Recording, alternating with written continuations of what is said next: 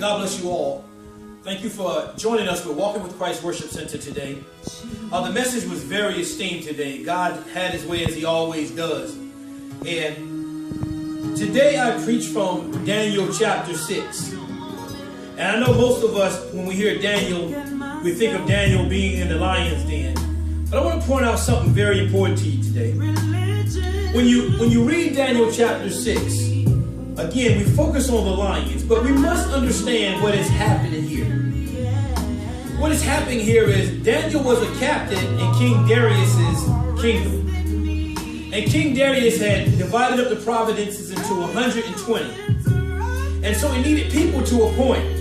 But because of Daniel's worship, because of Daniel's way of praising God, because of Daniel's lifestyle, King Darius promoted Daniel.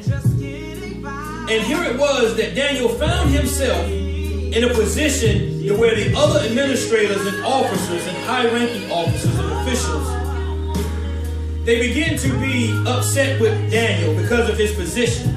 And so they plotted. They plotted against Daniel.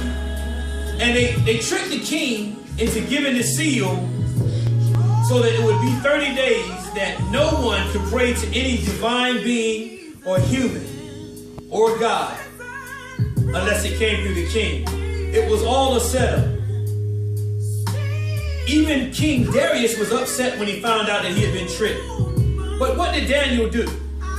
The scripture says that Daniel went home that day. He knelt down.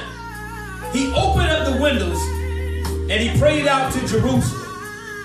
And he did this, the scriptures say, he did as he usually does. So I'm just telling you that as he found himself, so the king was tricked into following the orders that he had set into place. So Daniel was thrown in the lion's den, true.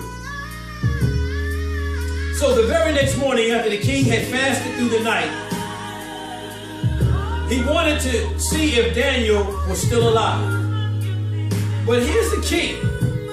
Before Daniel was thrown in the lion's den, King Darius told him to pray to his living God that he would save him. So the next morning, when King Darius went to see if Daniel was still alive, he called out to him. And Daniel responded, "Long live the king."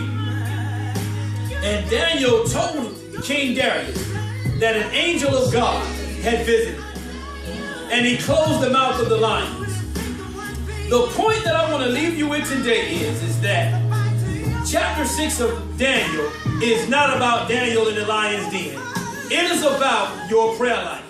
I want to ask you today, have you perfected your prayer life? Because what saved Daniel was Daniel's prayer life. Daniel prayed before he was ever in trouble. He prayed when he was in trouble. And he prayed when he came out. So I encourage you today to perfect